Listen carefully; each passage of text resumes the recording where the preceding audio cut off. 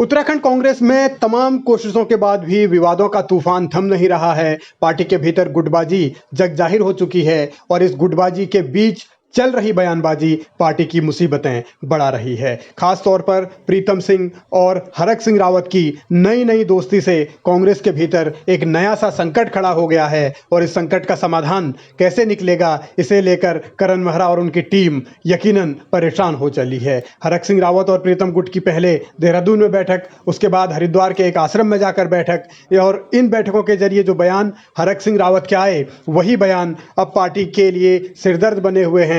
और खास तौर पर करण मेहरा, जिन्हें कि नया नया प्रदेश अध्यक्ष बनाया गया है और वो सबको साथ लेने की बात करते आ रहे थे, लेकिन अब उनके तेवरों में भी कुछ तल्खी नजर आ रही है हरक सिंह रावत के बयानों के बाद। इन बयानों के अलग अलग मायने हैं और अलग अलग नजरिए से इन्हें समझा भी जा रहा है, लेकिन सियासी तौर पर उत्तराखंड कांग्रेस के लिए ये बेहद घातक बयान है और इन बयानों के मतलब आने वाले भविष्य में और गहरे हो सकते हैं। जरा पहले समझिए हरक का बयान था क्या। तो अब इस समय भी कहीं ना कहीं ऐसा लग रहा है कि जो एक प्रदेश के अंदर ऐसा खालीपन जैसा लग रहा है कि जो विपक्ष में संघर्ष होना चाहिए वो कहीं नहीं दिखाई नहीं दे रहा।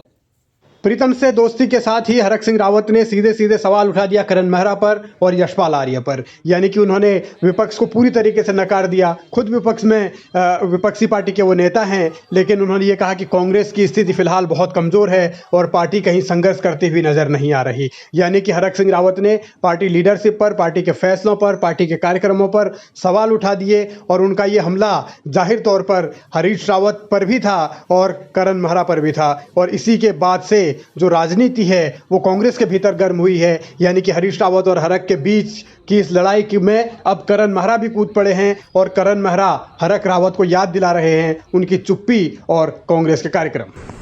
अभी तक तो दोनों की जोड़ी बहुत अच्छा काम कर रही है। हमने 2 या 3 बड़े प्रोग्राम किए और वो सक्सेसफुल रहे। पहली बार आपके सामने कह रहा हूं इस बात को, जिले स्तर पे हर जिले में कार्यक्रम हुए, आप सब उस बात के गवाह हैं। ब्लॉक स्तर पर कार्यक्रम दिए गए, हर ब्लॉक में उस स्तर पर कार्यक्रम हुए। तो पार्टी तो अपनी जगह पर मजबूत है, पार्टी ताकत से उठ रही है। जैसा कि कहा जा रहा था कुछ सीनियर्स के द्वारा कि हतोत्साहित है, कार्यकर्ता बाहर नहीं निकल रहे, लेकिन आप लोगों की वजह से आज दुनिया देख रही है कि उत्तराखंड का हर ब्लॉक, हर जिले में, हर महंगाई के विरोध में हो, गैस के दाम बढ़ने के विरोध में हो, ईडी के विरोध में हो, हर ब्लॉक लेवल पर कार्यक्रम हुए हैं। तो ये स्ट्रेंथ दिखाई दे रही है।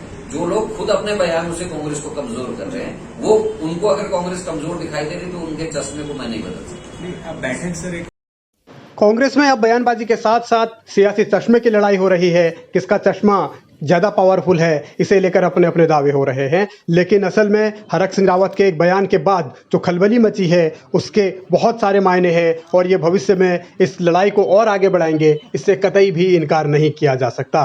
लेकिन जिस तरीके की गुटबाजी पार्टी के भीतर चल रही है, प्रीतम खेमा जिस तरीके से अपनी एक अलग तरीके की दिशा पकड़ रहा है, तो उससे भविष्य को लेकर और ज़्यादा सवाल हैं कि आखिर क्या होगा। लेकिन ये भी साफ है कि प्रदेश अध्यक्ष के तौर पर करण मेहरा को हरक रावत के एक बयान से तिलमिलाहट हो गई, वो तिलमिला उठे और अब उन नेताओं को नसीहत दे रहे हैं कि इस तरीके की बयानबाजी बर्दाश्त नहीं होगी। सवाल ये कि क्या इस तिलमिलाहट के बाद करण मेहरा कोई एक्शन ले पाएंगे या फिर बयान तक ही सिमट जाएंगे।